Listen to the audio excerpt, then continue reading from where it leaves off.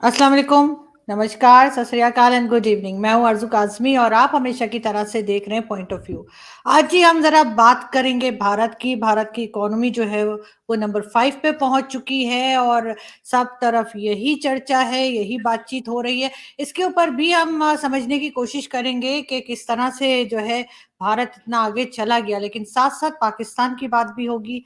पाकिस्तान में जिस तरह से फ्लड है और उससे जो परेशानी आ रही है, लेकिन साथ ही साथ ये भी बात की जा रही है कि भारत के साथ ट्रेड होनी चाहिए या ट्रेड नहीं होनी चाहिए। इन सारी चीज़ों के ऊपर आज हमें जी जॉइन किया है बहुत दिनों के बाद आप सबके जाने-पहचाने कर्नल दानवीर सिंह ने। बहुत शुक्रिया सर कि आज आप आए। Thank you so much. जी, जी, बहुत-बहुत शुक्रिया। वालेकुम सलाम, सत श्री अकाल और जो भी आप सारे बोल देती हैं, उस सब के सब। जी। Thank you so much sir. सबसे पहले हम बात करेंगे भारत की इकोनॉमी की और जिस तरह से प्रोग्रेस की है और दुनिया में नंबर 5 पे कहना चाहिए कि पहुंच गई है, यूके को भी क्रॉस कर लिया है। क्या कहेंगे आपके किस तरह से आप लोगों ने ये अचीवमेंट हासिल की और ज़ाहिर है पाकिस्तान में भी हम बहुत कुछ सीखना चाहेंगे आपसे। अब देखिए, अगर इंडिया को देखें पिछले 10 साल से एक पॉलिटिकल स्टेबिलिटी है और बहुत ही स्ट्रॉन्ग लीडरशिप सेंटर पे है। अगर आप 10 साल से पहले जाएं, आज से 15 साल, 20 साल पुरानी बात अगर करें, तो इंडिया के अंदर पॉलिटिकल अनस्टेबिलिटी थी, कोलेशन की गवर्नमेंट्स थी और कोई कुछ काम करना चाहता था तो दूसरी पार्टी उसकी टांग खींच देती थी, बिल्कुल वैसे ही जैसा आप पाकिस्तान में अभी देख रहे हैं। लेकिन 2014 के बाद में नरेंद्र मोदी की सरकार आई है और बहुत ही स्ट्रॉन्ग सरकार है, अक्सरियत हासिल है आपके पार्लियामेंट्स में और स्टेट्स के अंदर भी आधे से ज्यादा मुल्क में बीजेपी की सरकारें हैं। तो बहुत ही सिनर्जी के साथ इकोनॉमिक फ्रंट पर कार्रवाई हो रही है। साथ ही साथ करप्शन के ऊपर काफी काबू किया गया है, स्पेशली हायर लेवल करप्शन, जिसके अंदर आपकी दलाली, बड़े बड़े जो कंपनियां थी उनकी दलालियां पहले बहुत हुआ करती थी और चोरी बेशुमार हुआ करती थी। तो उस पर काफी काबू पाया गया है, काफी हिसाब किताब को दुरुस्त किया गया है और लोगों को इकोनॉमिक ग्रोथ के साथ जोड़ा गया है। इकोनॉमी की जो ग्रोथ हो रही है उसमें लोगों को पीछे नहीं छोड़ा गया है, लोगों को साथ लेके चला गया है और जो लोग बहुत ही गरीब और पिछड़े हैं उनको तो फ्री राशन तक दिया जा रहा है, जिससे कि वो जो भी कमाई करते हैं वो सिर्फ राशन लाने में ही जाया ना हो जाए, वो अपनी तरक्की में उसको इस्तेमाल करें। फिर उसके बाद जो भी प्लानिंग करी है इंडिया के अंदर, उस प्लानिंग का सीधा असर इकोनॉमिक ग्रोथ पे हुआ है और economic growth grass root level पे हुआ है। वो कैसे? रोड कंस्ट्रक्शन के ऊपर बहुत ज्यादा जोर दिया गया। अगर एक इलाके के अंदर रोड पहुंचेगी तो उस इलाके में सामान लेकर ट्रक भी पहुंचेगा और उस इलाके से ट्रक जो है वो उस लोकल एरिया का सामान लेकर भी वहां से जाएगा कहीं और। तो ये सारी चीजें, रोड के आने से बहुत सारी चीजों पर फर्क पड़ता है। लोग वहां से आसानी से आ जा सकते हैं, वहां पर सामान आता है, वहां पर ट्रेड होता है और वहां पर एक इकोनॉमिक प्रॉस्पेरिटी आती है। इसी तरीके से जब से ये गवर्नमेंट आई, इन्होंने कहा कि भाई हम हर घर में बिजली लेके जाएंगे। जब इलेक्ट्रिसिटी घर में पहुंचेगी तो जाहिर सी बात है उसका भी फर्क आपकी इकोनॉमिक ग्रोथ पे पड़ेगा और बढ़ावा मिलेगा। अब बात हो रही है कि हर विलेज के अंदर फाइबर ऑप्टिक्स केबल डाला जाएगा। जब इंटरनेट आएगा तो इंटरनेट के आने से बहुत सारा कॉमर्स उससे किया जाता है। हमारे कंट्री के अंदर बहुत सारी मिसालें हैं जो कि दूर दराज के इलाकों में बैठकर लोग ई कॉमर्स कर रहे हैं, अपनी चीजें बेच रहे हैं, खरीद रहे हैं। आपकी एग्रीकल्चर के ऊपर उसका इम्पैक्ट है। एग्रीकल्चर प्रोड्यूस का बेचना खरीदना उसके ऊपर निर्भर करता है और बहुत सारी और चीजें हैं। एंटरटेनमेंट इंडस्ट्री है, टेलीविजन के अंदर पूरा एक चेंज आ रहा है इंटरनेट की वजह से। अभी 5G लॉन्च होने वाला है, फाइबर ऑप्टिक्स की बात हो रही है। तो ये जो मोटी मोटी चीजें मैंने बताई आपको, ये कंट्रीब्यूट कर रही है कंट्री की इकोनॉमी को चेंज करने में। और ये ऐसा नहीं है कि आइसोलेटेड चेंज हो रहा है, इसमें लोग शामिल हैं, हर स्टेप पर, हर लेवल पर आम लोग शामिल हैं। ये मैं इसलिए खास तौर से आपको बता रहा हूं क्योंकि जैसे आपके मुल्क में सीपीईसी आया, सीपैक आया, सीपैक आया, चाइनीज अपना मैनेजमेंट लेके आए, चाइनीज अपनी लेबर लेके आए, सारा कुछ चाइनीज ही लेके आए, आपके पास कुछ भी नहीं था। सिक्योरिटी भी वो कह रहे हैं कि हम ही लेके आएंगे, अब आपके बस की नहीं है। तो जो लोकल आदमी है वो उससे कनेक्ट ही नहीं हुआ। और जितने आपके यहाँ पर ये बिजली के प्रोजेक्ट बनाए, वो सारे कोयला से चलने वाले बनाए, कोयला पाकिस्तान में है नहीं। तो रियलिटी से परे जबरदस्ती का इन्वेस्टमेंट करने से कोई फायदा नहीं होता, वो आपने देख लिया है। हमारे यहाँ पर कोई भी चीज आती है वो पीपल सेंट्रिक होती है, लोगों के को बीच में रखकर वो पॉलिसी बनाई जाती है। तो मेरे को ऐसा लगता है कि शायद इसी वजह से हमारी इकोनॉमी जो है वो बढ़ रही है। जहां पर एक प्रिडिक्शन था कि 2027 तक हमारी इकोनॉमी यूके को पार करेगी, वो 2022 में ही पार कर गई, 5 साल पहले। तो आप अंदाजा लगाइए कि इंडिया की इकोनॉमी अब दुनिया की 5वीं इकोनॉमी बन गई है। और ये जब है जब आपने पिछले साल कोरोना की तबाही देखी है और लोगों ने तब ये मजाक उड़ाया था कि देखिए इंडिया में इतने लोग मर रहे हैं, इतना ये हो रहा है और ये बर्बाद हो गया, अब नरेंद्र मोदी को लोग भगा देंगे, मिसमैनेजमेंट हो गया, ये हो गया, वो हो गया। लेकिन वो प्रोपेगेंडा था और ग्राउंड पे जिस तरीके से वैक्सीनेशन हुआ है, पूरी दुनिया के अंदर इतना बड़ा वैक्सीनेशन प्रोग्राम नहीं हुआ जितना इंडिया में हुआ। तो ये सारी चीजें कंट्रीब्यूट करती हैं आपकी मोराल के ऊपर, आपकी हेल्थ के ऊपर, हेल्थ का मतलब है मेरा इकोनॉमिक हेल्थ के ऊपर, और बहुत सारी और जो सेंटिमेंट इन्वॉल्व होता है उसके साथ लोगों को भरोसा होता है अपनी गवर्नमेंट के ऊपर, एक फेथ फैक्टर आता है, उससे स्टेबिलिटी आती है। और स्टेबिलिटी आएगी तो इकोनॉमिक बढ़ेगी, इकोनॉमिक प्रॉस्पेरिटी आएगी। तो वही चीज आप इंडिया के अंदर देख रहे हैं। और इंडिया के अंदर क्योंकि एक नेशनलिज्म की भावना है, इंडियंस ज्यादातर आपको पेट्रियोटिक मिलेंगे चाहे आप कहीं भी चले जाएं। तो वो भी एक बहुत एसेंशियल एलिमेंट है इस देश की ग्रोथ के लिए। जो कंट्री इतनी सारी चीजें इंपोर्ट करा करता था, आज आत्मनिर्भर भारत के स्लोगन के नीचे यहाँ पर बहुत सारी चीजें खुद बना रहा है और फॉरेन डायरेक्ट इन्वेस्टमेंट को अट्रैक्ट कर रहा है। तो ये सारी चीजें जो है मिला जुला कर इस देश को प्रगति की राह पे लेके जा रही हैं और इसको प्रोग्रेस की रोड के ऊपर बहुत स्पीड से आगे बढ़ा रही है। नहीं, आप ठीक कह रहे हैं, लेकिन ऐसा नहीं है कि पैट्रियोटिक पाकिस्तान में नहीं है। लेकिन आप पाकिस्तान को सर कंपेयर नहीं कर सकते इंडिया के साथ, नहीं, मैंने क्योंकि कोई कंपेयर क्योंकि मैंने मैंने अपने इंडिया की बात करी है। मैंने पाकिस्तान पैट्रियोटिक है कि नहीं है वो मैं नहीं कह रहा हूँ। नहीं, मैं इकोनॉमी की भी बात कर रही हूँ। जैसे पाकिस्तान जाहिर है हमेशा से जो है आईएमएफ के चुंगल में भी रहा है, साथ साथ यहाँ पे जो है कई बार डिक्टेटरशिप भी आई है, फौज ने जो है वो सारा मुल्क कब्जे में किया और इस तरह से चला है, जो चीजें आप लोगों को नहीं देखनी पड़ी। और कैसे नहीं देखनी पड़ी, वो वैसे ये वो भी एक वो बड़ी है। इसलिए नहीं देखनी पड़ी, वो इसलिए नहीं देखनी पड़ी क्योंकि आप लोगों ने अपने मुल्क को देखा ही नहीं कभी। आपका पूरा ध्यान कश्मीर में था।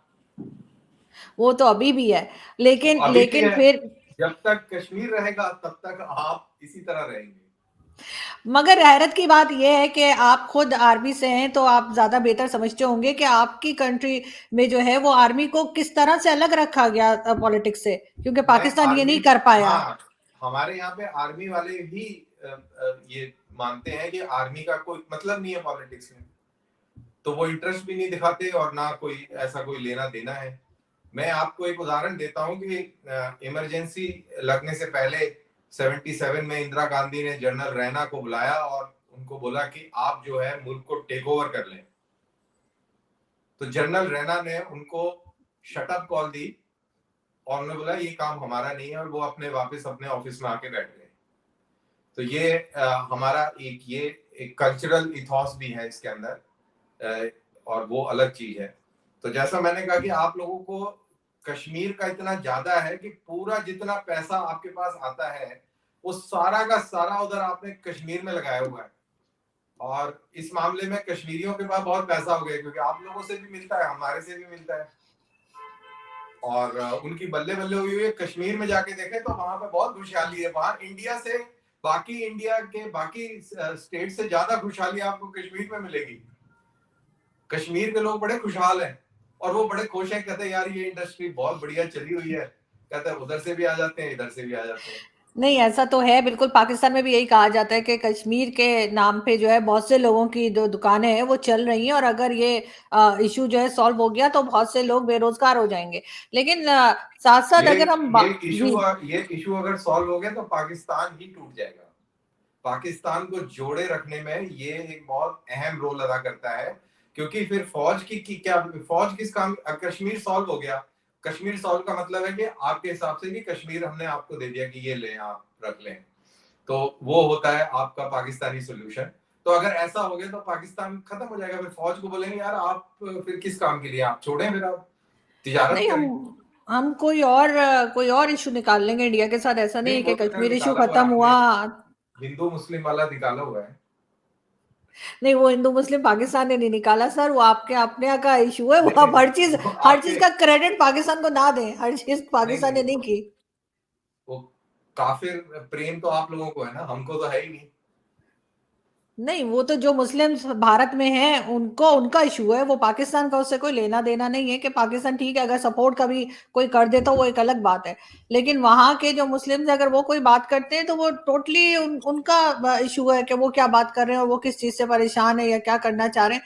उसमें पाकिस्तान को अपनी प्रॉब्लम से निकलने के लिए टाइम नहीं है, तो हमारे वो यहाँ पे वहां क्या। मुसलमान भी मस्त है बिल्कुल, क्योंकि अगर खुश ना होता तो वो भी यहाँ से भाग रहा होता कि यार हमें पाकिस्तान में पनाह दे दें। जैसे आपके यहाँ अफगानिस्तान से आके लोग रह रहे हैं, हम्म। ऐसे हमारे यहाँ से भी मुसलमान को भागना चाहिए था कि यार पाकिस्तान जो है अल्लाह की नेमत है, वहां जाएं और वहां जाके रहें। लेकिन ऐसा कोई भी नहीं कर रहा, बल्कि उल्टा पाकिस्तान से लोग भाग भाग के आते हैं, वीजा एक्सपायर हो जाता है तो चोरी छुपे यहीं पे एक्सटेंड रह जाते हैं। तो ये वाला तमाशा उल्टा है।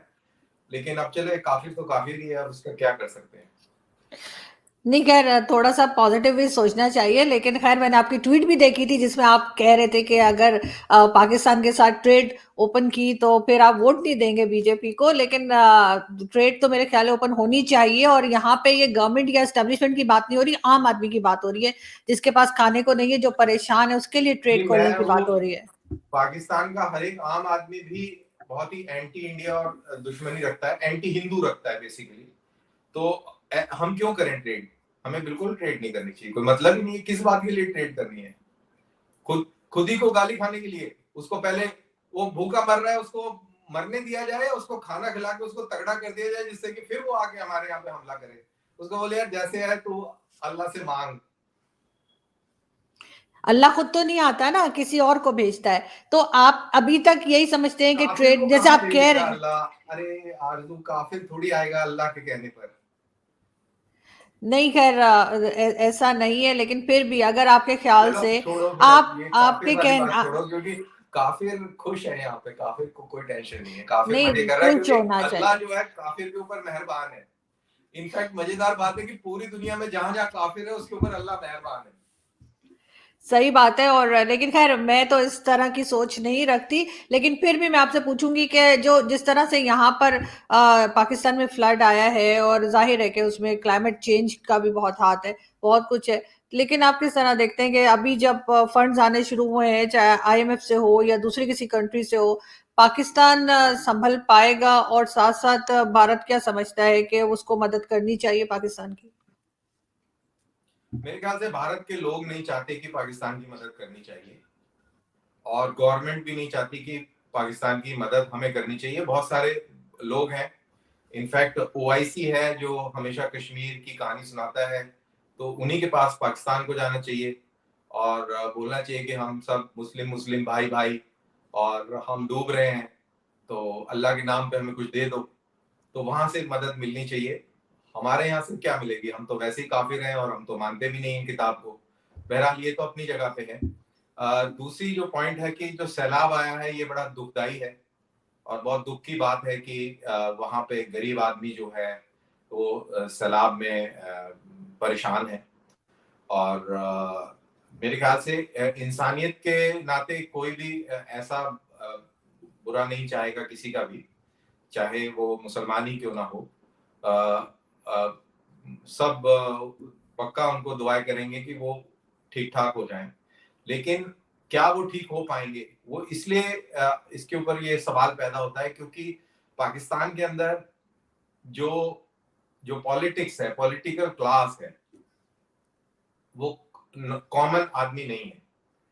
वो वडेरों से, वो बड़े बड़े जमींदारों जागीरदारों से, फौजियों से, ब्यूरोक्रेट से, बिजनेसमैन से मुतासिर हैं या उनके उसी उनमें से आए हैं लोग।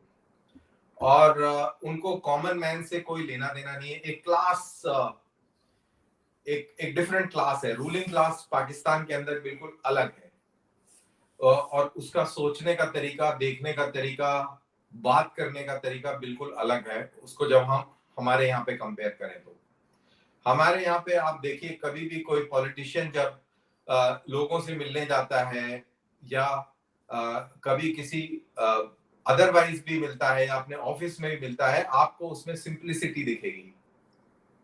आपको वो लीडर जमीन पर बैठा हुआ भी दिखेगा, आम लोगों के साथ भी बैठे बात करता दिखेगा। लेकिन पाकिस्तान में ऐसा नहीं है। पाकिस्तान में अगर आप तस्वीरें देखें कि किस तरीके से लीडरान जो है अपने ऑफिस, उनके ऑफिस देखें, उनके घर देखें, उनका आवाम के साथ में पर्सनल लेवल पर किस तरीके का इंटरेक्शन होता है, आप उसको देखें तो आपको रियलाइज होगा कि वो एक अलग क्लास है और कॉमन आदमी एक बिल्कुल अलग क्लास है। तो जब तक ये क्लास कॉम्पोजिशन इस तरीके से रहेगा तब तक मेरे को नहीं लगता कि बुनियादी तौर पर कोई फर्क आएगा। ऊपर से इतना जबरदस्त करप्शन है पाकिस्तान के अंदर, इतना जबरदस्त करप्शन है कि ये जितना पैसा आएगा, क्या ये वाकई लोगों में जाएगा? जब पाकिस्तानियों ने चीनियों का बेवकूफ बना दिया तो आप अंदाजा लगाएं, जब चीनी जो कि इतने सख्त हैं इस अपने इकोनॉमिक पॉइंट ऑफ व्यू से, उनका इन्होंने बेवकूफ बना के और करोड़ों रुपया इन्होंने कर लिया, इधर उधर सेट कर लिया। तो आईएमएफ ने जो पैसा दिया है वो तो दे दिया कि यार अब आप अपने आवाम को बचा लो। तो क्या बचाएंगे? That is another point. और जहां तक इन सैलाब का सवाल है, इसके अंदर ये भी कहा जा रहा है कि जिस तरीके से ये सीपीसी के तहत जो हाइड्रो प्रोजेक्ट्स चलाए गए हैं, जो रोड बिल्डिंग हुई है पहाड़ों में, जिसकी वजह से ग्लेशियर मेल्ट हुए हैं और इतना सैलाब आया है। अब इसको आप लोग क्लाइमेट चेंज कह रहे हैं क्योंकि आप इस चीजों को पर्दा डालना चाहते हैं। तो मैं आपसे ये सवाल पूछता हूं कि ऐसा क्या है कि वो पाकिस्तान के अंदर ग्लेशियर पिघल रहा है और वो लाइन ऑफ कंट्रोल के इधर वाला ग्लेशियर नहीं पिघल रहा है, वहां का ग्लेशियर पूरा पिघल गया? तो ये कैसे, मतलब कि कोई ज्यादा टेम्परेचर का भी फर्क नहीं है, आबो हवा भी वही है, पहाड़ भी वही है, इलाका भी वही है। तो ये भी एक सोचने की बात है कि पाकिस्तान का ग्लेशियर पिघल गया और कश्मीर और लद्दाख का और हिमाचल का ग्लेशियर नहीं पिघला। तो ये बात कुछ जमती नहीं है। लेकिन अगर आप इसको साइंटिफिकली देखें तो ये जो जिस तरीके से बेतहाशा आप लोगों ने रोड बनाने के लिए, डैम बनाने के लिए, जो चाइनीज की मदद से जो वहां ब्लास्टिंग हुई है, जो वहां पेड़ काटे गए हैं और उससे जो पूरा जो आपने डिस्टर्ब किया है इकोलॉजी को, ये उसका नतीजा है कि वहां पर ग्लेशियर मेल्ट होके और इस तरीके का सैलाब के रूप में आपको नजर आ रहा है। तो ये सारी चीजें देखते हुए मेरे को डाउट लगता है कि आप लोग अभी इस स्थिति में हैं, इस पोजीशन में है कि आप अपने आप को संभाल लें। इनफैक्ट मैं यहाँ पर आप ही के फ्रेंड हैं कमर चीमा, उनको कोट करूंगा। वो कहते हैं कि 50 बिलियन यूएस डॉलर चाइना ने लगाया था, उसका 20%, उसका 50% जो है पानी में रुड़ गया है। तो ये एक बहुत ही सीरियस इशू है। और अब ये कहानी यहाँ पर खत्म नहीं होती है। जब भी कभी फ्लड्स आए या कभी जलजला आए, अर्थक्वेक आए, तो उसके बाद जो सिचुएशन पैदा होती है वो बहुत गंभीर खतरनाक होती है, क्योंकि उसके अंदर डिजीज होती है। क्योंकि हजारों की तादाद में माल मवेशी खत्म हो गया, हजारों की तादाद में, वो तो आपका सरकारी फिगर है, 1000 लोग से ज्यादा थोड़े से खत्म हुए, बट ग्राउंड पे पता नहीं कितने लोग वहां पे खत्म हुए होंगे। तो जब ये सारी चीजें होती हैं, वाटर बॉर्न डिजीज है, मलेरिया है, डायरिया है, ये सारी चीजें फ्लड्स के साथ आती हैं। फ्लड्स जब जाएगा तो ये बहुत ही सिचुएशन डेंजरस हो जाएगी। तो वो डील कैसे करेंगे आप लोग, कैसे वो हालात दरअसल और भी ज्यादा सीरियस होंगे। और उस सिचुएशन में खाने के साथ साथ आप लोगों को दवाइयों की भी बहुत ज्यादा जरूरत होगी। तो वो आईएमएफ के पैसे से आप कैसे मैनेज करेंगे, ये देखना बड़ा इंटरेस्टिंग रहेगा। जो मैंने आपको ग्राउंड रियलिटीज बताई, that is of political instability and corruption, नहीं, उनको सबसे मद्देनजर ज्यादा, रखते हुए। बिल्कुल सबसे ज्यादा जो आपने ग्लेशियर्स की बात की है वो वाकई में अभी तक किसी ने नहीं की, और मेरा ख्याल है कि काफी हद तक मैं आपसे एग्री करूंगी कि यही बात लगती है। लेकिन अगर आप करप्शन की बात कर रहे हैं तो करप्शन तो भारत में भी बहुत होती है और पाकिस्तान से ज्यादा ही होती है, अगर आप फिगर्स देखें। और इसके अलावा जो आप भारत बात में कर रहे हैं, भारत में एक करप्शन होती है, बिल्कुल होती है करप्शन, लेकिन भारत में करप्शन के ऊपर वॉचडॉग्स बहुत जबरदस्त हैं। क्योंकि मुल्क बड़ा है, क्वांटिटी ज्यादा है, तो करप्शन की फिगर्स में तो ज्यादा ही लगेगा। और लेकिन जो इंस्टीट्यूशनल लेवल्स पर जो करप्शन है वो बहुत कम है। अगर इंडिया पाकिस्तान को कंपेयर किया जाए, इंडिया बांग्लादेश या पूरे इस खित्ते को कंपेयर किया जाए, तो इंडिया के अंदर इंस्टीट्यूशन लेवल पर बहुत कम करप्शन है। वो इस तरीके से करप्शन नहीं है जैसा कि हम सुनते हैं कि श्रीलंका में है, या बांग्लादेश में, पाकिस्तान में, बर्मा में, नेपाल में है। चाइना में क्या है ये तो नहीं मालूम, लेकिन इतने इस लेवल से नहीं है। जो हायर लेवल पे है वो इस तरीके का करप्शन नहीं है जैसा आप इंडिकेट कर रही हैं। करप्शन है, मैं ये नहीं कह रहा करप्शन नहीं है। नीचे लेवल पर बहुत ज्यादा है। नीचे लेवल का मतलब है जहां पर पब्लिक इंटरेक्शन होता है, वहां पे करप्शन बिल्कुल है, इसमें कोई शक नहीं है। और अभी आपने रिसेंटली देखा होगा दिल्ली के अंदर ट्विन टावर्स थे, करप्शन से वो बना, लेकिन वो बन गया, लेकिन उसके बाद वो टूट गया। अभी एक और टूटने की तैयारी में है, और जिन लोगों ने उनको पास कराया, सैंक्शन दिया, वो जेल में है, और लोग जेल में जाने के इम्कान है और वो जल्दी पहुंच जाएंगे। तो ये वाली जो कार्रवाई चलती रहती है, और ये इंडिया में और तेजी से चल रही है। इससे इससे भी काफी फर्क पड़ रहा है। और जो जाते जाते मैं ये बात भी कहूं कि जो आप बात कर रहे थे कि काफिर हैं और काफिरों से मांगे, तो वो तो आईएमएफ वाले भी हैं, वो तो चाइना वाले भी हैं, तो अगर भारत वाले भी हो जाएं तो क्या बुरी बात है। हमें तो इस वक्त चाहिए कि बिल्कुल मदद चाहिए पाकिस्तान को। आम आदमी जिस तरह से इस वक्त नहीं, लेकिन परेशान है फ्लड की वजह से, तो चाइना उससे वाला उससे कोई काफिर फर्क अलग है। नहीं पड़ता। चाइना वाला काफिर अलग है, वो पैसे देता है, हम लोग दूसरे वाले काफिर है। सामान नहीं, चाइना भी सामान ज्यादा देता है, पैसे कम देता है। चाइना को अगर कुछ मांगे भी तो वो आगे से जो चीज होती है उठा के दे देता है, लेकिन पैसे कम ही होते हैं। मगर फिर भी आईएमएफ से हम लेते हैं, वर्ल्ड बैंक से लेते हैं, कई दूसरी कंट्रीज से पाकिस्तान लोन अक्सर उठाता है। तो उसमें हम इतना ज्यादा फर्क नहीं करते कि हम मोमिन से ले रहे हैं या हम काफिर से ले रहे हैं। पैसा पैसा होता है सर, उसमें इतना ज्यादा आप परेशान ना हो, आप लोग दे दीजिए जो देना है।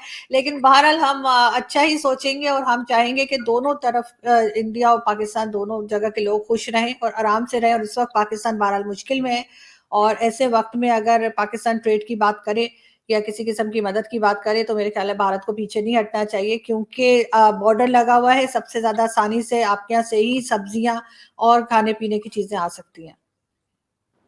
जी आप बिल्कुल, कुछ वो आप कहेंगे सही सर कह रही लास्ट हैं, में? लेकिन आपकी जो गवर्नमेंट है वो भी तो नहीं चाहती। इमरान खान नहीं चाहते थे, अभी शहबाज शरीफ भी चुप हो गए, क्योंकि अवाम नहीं चाहती। अवाम चाहेगी तो होगा, अवाम भी नहीं चाहती। और मैं कितने सारे वीडियो देखता हूँ जिसमें अवाम ये कहते हैं कि हम काफिर से नहीं ले सकते। तो उनसे एक सवाल पूछते हैं, भाई चाइना भी काफिर है? तो बोला वो हमारा बहुत पुराना दोस्त है। तो काफिर काफिर में भी फर्क है। तो हम दूसरे वाले काफिर हैं, और हम यहाँ पे बहुत खुश हैं, हम ज्यादा वो करना नहीं चाहते, नहीं, खैर, इन्वॉल्व नहीं होना अवाम चाहते। अवाम अवाम में भी फर्क है। पाकिस्तान में सब लोग एक जैसी सोच के नहीं है, कुछ लोग अच्छे भी हैं, जाहिर है, कुछ अलग तरह की सोच, गलत सोच भी तो रखते हैं आप ये कह रही हैं उनकी। कि जो मोमिन मोमिन करते हैं वो अच्छे नहीं है? नहीं, जो हर वक्त सिर्फ मोमिन मोमिन करते हैं वो बिल्कुल अच्छे नहीं है। हमें सबके साथ अच्छे से रहना चाहिए। मैं तो ये कहती हूँ, मैं तो कभी भी नहीं कहती कि सिर्फ मोमिन मोमिन के नारे लगा रहे हैं वो बहुत अच्छा कर रहे हैं। मैं तो अक्सर मुल्ला और इस तरह के लोगों के खिलाफ बोलती हूँ, और मेरे ख्याल है करना भी चाहिए। बहुत शुक्रिया सर कि आज आपने ज्वाइन किया। Thank you ji so ji much. अपना शुक्रिया। बहुत ख्याल रखिएगा। और जो लोग हमें देख रहे हैं, प्लीज हमारे चैनल को सब्सक्राइब करना ना भूलिएगा। कर्नल दानवीर सिंह का भी चैनल है यूट्यूब पे, उसको भी, उनको भी सब्सक्राइब कीजिए और देखिए, जबरदस्त वीडियोस होती हैं। और हमारी वीडियो को भी लाइक करना और शेयर करना ना भूलिएगा। आप कुछ कहना चाह रहे थे? जी बहुत बहुत शुक्रिया कि आपने मेरा भी एडवर्टीजमेंट कर दिया। साथ साथ आप भी अपना ख्याल रखें और एक नाव जरूर तैयार रखें, जरूरत पड़े तो जल्दी से जल्दी निकल जाइएगा अपना कैमरा और ट्राइपॉड और लाइट्स लेके। नहीं, मैं इस्लामाबाद में हूँ सर। यहाँ पे कुछ नहीं होता। यहाँ पे सब एम्बेसीज और सब डिप्लोमेट्स और कहना चाहिए पार्लियामेंटेरियन रहते हैं, तो यहाँ पे फ्लड का फिलहाल कोई इम्कान नहीं है। चलो मैं गॉड खैरियत ब्लेस, से हूँ। सेफ थैंक रहें, यू। ख्याल रखें अपना। थैंक यू सो जय मच। Thank you.